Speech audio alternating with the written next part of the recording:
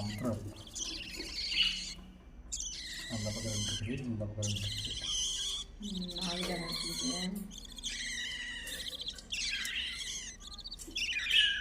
இது எத்தனை வருஷத்துக்கு குஞ்சு பொறிச்சிட்டே இருக்கும்?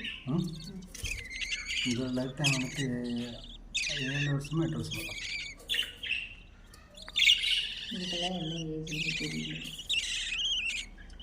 இல்லை இதெல்லாம் இது தவிர மீதியெல்லாம் இப்போ தான் அடல்ட் ஆகிருக்கு. இன்னும் 7 இயர்ஸுக்கு தாங்க இல்லையா? நான் பார்க்குற போகிறேன். கண்ணு